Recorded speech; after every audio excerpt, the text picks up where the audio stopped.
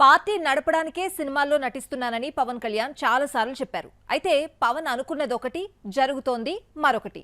పవన్ నటిస్తే డబ్బులు రాకపోగా ఎదురుపెట్టి నష్టపోతున్నారా? ఈ లెక్కన పవన్ యాక్టింగ్ కు ఫుల్ స్టాప్ పెట్టడమే బెటరా? Watch the story. Deputy CM అయ్యాక పవన్ యాక్టింగ్ కు గుడ్ బై చెప్పలేదు. అన్నం పెట్టిన సినిమా ఇండస్ట్రీని వదులుకోవాలనుకోవడం లేదు. అటు రాజకీయాలు, ఇటు సినిమాలు అంటూ రెండు పడవల మీద ప్రయాణం చేస్తున్నాడు. సినిమా ఒప్పుకున్నామా, అనుకున్న టైంకే పూర్తి చేశామా అని కాకుండా ఒక్కో సినిమాలకు 3-5 ఏళ్లు తీసుకోవడం పవన్ కళ్యాణ్ కు మైనస్ అవుతోంది. రాజకీయాల్లో బిజీగా ఉంటూ ఖాళీ దొరికినప్పుడు నటిద్దామన్న పవన్ కాన్సెప్ట్ డిజాస్టర్స్ కు కారణమైంది. ఇలా ఒప్పుకున్న సినిమాలను సంవత్సరాల పాటు పూర్తి చేయలేకపోతున్నాడు. పవన్ క్రిష్ కాంబినేషన్ మూవీ హరిహర వీరమల్లు 5 ఏళ్లు సెట్స్ పైనే ఉంది. 2020 జనవరిలో PSPK 27 అనే వర్కింగ్ టైటిల్ తో ఫోటోషూట్ నిర్వహించారు. అదే ఏడాది సెప్టెంబర్లో మొదటి షెడ్యూల్ మొదలైంది. ఈ సినిమాను పక్కన పెట్టి భీమ్లా నాయక్, బ్రో పూర్తి చేశాడు పవన్. ఓజీ, ఉస్తాద్ భగత్ సింగ్ ను మొదలుపెట్టాడు. ఇన్ని జరిగినా వీరమల్లు మాత్రం షూటింగ్ కి నోచుకోలేదు. 3 ఏళ్ల పాటు వీరమల్లునే నమ్ముకున్న క్రిష్ బయటకొచ్చేయడంతో నిర్మాత ఏఎం రత్నం కొడుకు జ్యోతికృష్ణ మెగాఫోన్ పట్టి బ్యాలెన్స్ వర్క్ ను పూర్తి చేశాడు. ఎట్టకేలకు వీరమల్లకు గుమ్మడికాయ కొట్టినా రిలీజ్ సమస్య వెంటాడింది. ఏడాదిలో పూర్తి చేయాల్సిన సినిమాను 5 ఏళ్లు సాగదీయడంతో నిర్మాతకు ఆర్థిక ఇబ్బందులు తప్పలేదు. 5 ఏళ్లుగా తీసుకున్న మొత్తానికి వడ్డీనే కోట్లైంది. ఫైనాన్షియల్ క్లియరెన్స్ లేకపోవడంతో సినిమా రిలీజ్ కి నోచుకోలేదు. దీంతో తనకు రావాల్సిన బ్యాలెన్స్ రెమ్యూనరేషన్ ని వదులుకున్నాడు పవన్. పవర్ స్టార్ డైరెక్ట్ చేసిన డెబ్యూ మూవీ జానీ కూడా ఇదే అనుభవం మిగిల్చింది. తీసుకున్న రెమ్యూనరేషన్ మొత్తం వెనక్కిచ్చేశాడు. పవన్ కళ్యాణ్ జోక్యం చేసుకోవడంతో వీరమల్లు రిలీజ్ కి విముక్తి కలిగింది. ఏఎం రత్నం అప్పుల్లో కొంత మొత్తాన్ని పీపుల్స్ మీడియా ఫ్యాక్టరీ కట్టిందని సమాచారం. ఈ సాయం చేసినందుకు పవన్ పీపుల్స్ మీడియా ఫ్యాక్టరీకి సినిమా ఛాన్స్ ఇచ్చాడు అన్న టాక్ బయటకొచ్చినా రాజాసాబ్ డిజాస్టర్ పీపుల్స్ మీడియా ఫ్యాక్టరీని ఆర్థికంగా దెబ్బకొట్టింది. పవన్ డేట్స్ ఇచ్చి ఆదుకుంటాడు అనుకుంటే ప్రస్తుతం కొత్త సినిమా ఒప్పుకునే పరిస్థితుల్లో లేడు పవన్. పవన్ కళ్యాణ్ డిప్యూటీ సీఎం హోదాలో ఫుల్ బిజీ కారణంగా డేట్స్ ఇవ్వలేకపోతున్నారు. ఇటు పొలిటికల్ ప్రోగ్రామ్స్, అటు కాల్ షీట్స్ క్లాష్ అవుతున్నాయి. ఒకవేళ డేట్స్ ఇచ్చినా 30 రోజులు మాత్రమే. సింగిల్ టేక్ తో చుట్టేస్తున్నారన్న ఫీలింగ్ కలుగుతోందా? Have a look. Ustaad Bhagat Singh లో కొన్ని సీన్స్, పాటలను చుట్టేశారని మెగా ఫ్యాన్సే ఫీల్ అయ్యారు. పవన్ డేట్స్ ఇచ్చినప్పుడు మిగతా ఆర్టిస్టులు డేట్స్ దొరకడం లేదు. అందరి డేట్స్ ఉంటే పవన్ డేట్స్ ఉండవు.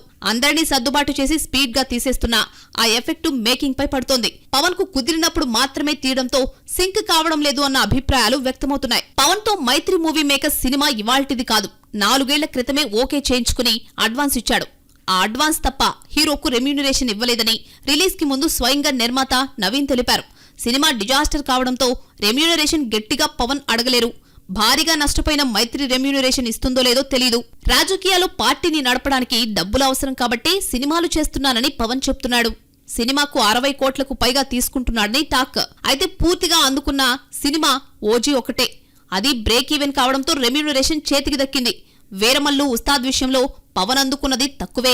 అరాకొరా డేట్స్, అరాకొరా రెమ్యూనరేషన్, అరాకొరా బ్రేక్ ఈవెన్, ఇలా ఉన్న ఇమేజ్ ని పోగొట్టుకుని విమర్శలు కొని తెచ్చుకోవడం తప్ప సినిమాలు చేయడం వలన పవన్ కు వచ్చిన లాభమేమీ లేదు. ఇలా ఆలోచించే కొత్త సినిమా ఏది ఒప్పుకోలేదని ఈ మధ్య పవన్ టీం పోస్ట్ చేసింది.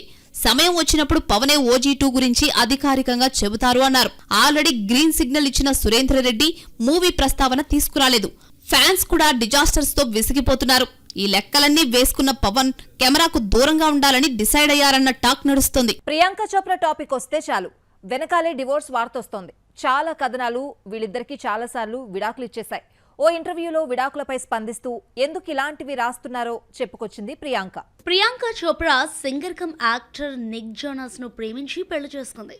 పెళ్లైందో లేదో డివోర్స్ న్యూస్ సోషల్ మీడియాలో చక్కర్లు కొడుతూనే ఉన్నాయి. రీసెంట్ గా ఓ ఇంటర్వ్యూలో డివోర్స్ న్యూస్ పై ప్రియాంక మాట్లాడుతూ 8 ఏళ్లుగా ఎంతో సంతోషంగా ఉన్నామని, డివోర్స్ వార్తలు వచ్చినా ఇవేవీ పట్టించుకోమని చెప్పింది. తమ వివాహ బంధం ముగిసిపోవాలని ఎందుకు కోరుకుంటున్నారంటూ ప్రశ్నించింది ప్రియాంక. డివోర్స్ వార్తలు ఎందుకు వస్తున్నాయో కూడా చెప్పుకొచ్చింది ప్రియాంక. ఇద్దరం వేరువేరు దేశాలకు చెందినవారు కావటం, మతాలు వేరు కావటం, వయసులో ఉన్న తేడా, ఇలాంటి కారణాలు ఎవరినైనా ఇబ్బంది కలిగించటం కారణంగా డివోర్స్ వార్తలను స్ప్రెడ్ చేస్తున్నారని చెప్పుకొచ్చింది. ఎవరెన్ని అనుకున్నా ఇద్దరం పట్టించుకోవటం మానేశామంటోంది ప్రియాంక. 5 ఏళ్ల గ్యాప్ తర్వాత ప్రియాంక చోప్రా సెకండ్ ఇన్నింగ్స్ వారణాసితో మొదలైంది. 2020 నుంచి 10 ఇంగ్లీష్ మూవీస్ చేసిన ప్రియాంక ఇండియన్ మూవీ ఒక్కటి చేయలేదు. రాజమౌళి చెప్పిన కథ, క్యారెక్టర్ నచ్చటంతో వారణాసితో మళ్ళీ ఇండియన్ సిల్వర్ స్క్రీన్ పై మెరుస్తోంది. ఆ మధ్య రిలీజ్ అయిన English movie the bluff routine గా అనిపించిన ప్రియాంక చోప్రా యాక్షన్ కు గుర్తింపు తెచ్చింది. రిస్కీ ఫైట్స్ ను డూప్ లేకుండా చేసి యాక్టింగ్ పై తనకున్న ఫ్యాషన్ ని చాటింది. వారణాసిలో యాక్షన్ సీన్స్ తో పాటు చాలా కాలం తర్వాత డాన్స్ చేసే ఛాన్స్ అందుకుంది ప్రియాంక. 2026 మొదలై అప్పుడే 3 నెలలు అయిపోతోంది. రిజల్ట్ ఎలా ఉంది అంటే ఎప్పట్లాగా 10% సక్సెస్ కూడా కనిపించడం లేదు. సంక్రాంతి హిట్స్ ఆ 3 సినిమాలు తప్ప మరో హిట్ కనిపించడం లేదు. ఫిబ్రవరి మార్చిలో సరైన హిట్ పడకపోవడం షాక్ ఇస్తోంది.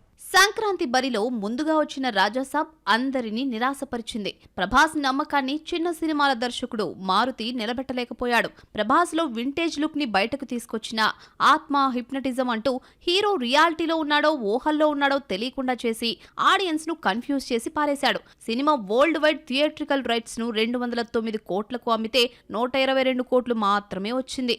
87 కోట్ల భారీ నష్టాలు తీసుకొచ్చింది. మా సినిమాలతో బోర్ కొట్టించిన రవితేజ భర్త మహాశయులకు విజ్ఞప్తి అంటూ ఫ్యామిలీ జానర్ లోకి వచ్చాడు అనుకుంటే సక్సెస్ దక్కలేదు.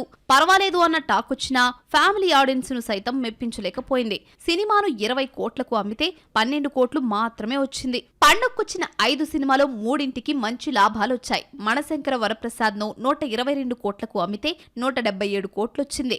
నారీ నారీ నడుమ మురారి 10 కోట్లకు థియేట్రికల్ బిజినెస్ జరుపుకుంటే 19 కోట్లొచ్చింది. అనగనగా ఒక రాజుతో నవీన్ పోలిశెట్టి వరుసగా 4 హిట్ ను వెనకేసుకున్నాడు. సినిమాను 27 కోట్లకు అమ్మితే 48 కోట్ల షేరు కలెక్ట్ చేసింది. ఫిబ్రవరి మార్చ్లో తెలుగు బాక్స్ ఆఫీస్ ఒక్కసారిగా డల్ అయిపోయింది. రిలీజ్ అయ్యే సినిమాలకు క్రేజ్ ఉండడం లేదు. క్రేజ్ ఉన్న సినిమాలు ఫ్లాప్ అవుతున్నాయి. గత 2 నెలలుగా బాక్స్ ఆఫీస్ వద్ద సందడి చేసిన స్ట్రైట్ మూవీ ఒక్కటి లేకపోయినా డబ్బింగ్ సినిమా దురంధర్ 2 ఒక్కటే జోరు చూపించింది. ఫిబ్రవరిలో పెద్ద హీరో రాకపోయినా హిట్ అయిన చిన్న సినిమా ఒక్కటీ లేదు. విశ్వక్సేన్ ఫంకీ కాస్త నవ్విస్తుంది అనుకుంటే బోర్ కొట్టింది. ఫిబ్రవరిలో వచ్చిన సినిమాల్లో కాస్తో గొప్పో కపుల్ ఫ్రెండ్లీ బెటర్ మూవీ అవుతుంది. ప్రభాస్ ఇంటర్వ్యూ సినిమాకు హైప్ తీసుకొచ్చింది. సంతోష్ శోభన్, మానస వారణాసి జంటగా నటించిన ఈ చిత్రం కొంతమందికే నచ్చింది. ఫిబ్రవరి సినిమాలో డబ్బింగ్ మూవీ విత్ లవ్ ఆకట్టుకున్న ఆ రేంజ్ లో వసూలు రాబట్టలేదు. స్టూడెంట్స్ ఎగ్జామ్స్ మూడ్ లో ఉండడంతో బాగుంది అన్న టాక్ వచ్చిన సినిమాలను కూడా చూడలేదు. సుహాస్ నటించిన హే బలవంత్, శ్రీ విష్ణు నటించిన విష్ణు విన్యాసం ఎంటర్టైన్ చేసినా పట్టించుకునే టైం స్టూడెంట్స్ కి లేదు. మార్చిలో అయినా తెలుగు సినిమా జాతకం మారుతుందనుకుంటే ఏ మాత్రం మారలేదు. ఫిబ్రవరి చివర్లో విష్ణు విన్యాసం, మార్చి ఫస్ట్ వీక్ లో మృత్యుంజయ్తో శ్రీ విష్ణు వస్తే 2 బాక్స్ ఆఫీస్ వద్ద చేతులెత్తేశాయి. ఓజీతో ఫామ్ లోకి వచ్చిన పవన్ కళ్యాణ్, ఉస్తాద్ భగత్ సింగ్ గా వస్తే బాక్స్ ఆఫీస్ వద్ద షాక్ ఇచ్చింది. గబ్బర్ సింగ్ వంటి బ్లాక్ బస్టర్ తర్వాత పవన్ కళ్యాణ్, హరీష్ కాంబినేషన్ రిపీట్ అయింది అనుకుంటే నిరాశనే మిగిల్చారు. సినిమాను 130 కోట్లకు అమ్మితే ఇప్పటి వరకు 6 రోజుల్లో 60 కోట్లు కూడా రాలేదు. 2 నెలలుగా పవన్ తప్ప మరో స్టార్ కనిపించలేదు. ఈ అవకాశాన్ని ఉపయోగించుకుని హిట్ కొట్టే అవకాశం చిన్న సినిమాలకు ఉన్నా యూజ్ చేసుకోలేదు. బ్యాండ్ మేళం, సీతాపైనం, యుఫోరియా వంటి సినిమాలు ఎన్నొచ్చినా అడ్రస్ గలంతయ్యాయి. హీరో హీరోయిన్స్ ఎవరో తెలియకపోయినా పర్వాలేదు. డైరెక్టర్ పేరుతో సంబంధం లేదు. ఎవరు తీశారు, ఎవరు నిర్మించారో తెలియాల్సిన పని కూడా లేదు. టీజర్, ట్రైలర్ బాగుంటే చాలు ఆ సినిమాకి ఆటోమేటిక్గా క్రేజ్ వచ్చేస్తుంది. టీజర్, ట్రైలర్తో ఆకట్టుకున్న ఆ సినిమా ఏంటో ఇప్పుడు చూద్దాం. మ్యాడ్ బాయ్ సంగీత్ శోభన్ హీరోగా ఆయి భామ, నయన సారిక నటించిన సినిమా రాకాస.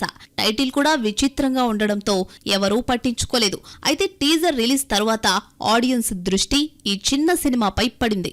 కమిటీ కుర్రాళ్లతో జాతీయ అవార్డు అందుకున్న నిహారిక కొణిదెల, ఉమేష్ కుమార్ తో కలిసి ఈ సినిమాను నిర్మిస్తోంది. రాకాస అందరికీ తెలిసిన హారర్ కామెడీ జానర్ తోనే రూపొందింది. గ్లిమ్స్, టీజర్, ట్రైలర్లో కావాల్సినంత ఎంటర్టైన్మెంట్ తో పాటు హర్రర్ కూడా ఉంది.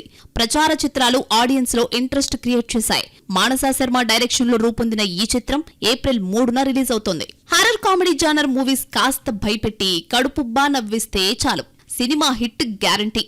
మ్యాడ్ తో నవ్వించిన సంగీత్ శోభన్ మరోసారి ఇదే జానర్ నమ్ముకున్నాడు. కమిటీ కుర్రాళ్లు హిట్ తర్వాత బడ్జెట్ పెంచి నిహారిక తీస్తున్న సినిమా ఇది. సో చూసారు కదా, ఇది వాటి బాక్స్ ఆఫీస్. రేపటి ఎపిసోడ్ తో మళ్ళీ కలుసుకుందాం. అంటే దాన్ని కీప్ వాచింగ్ NTV.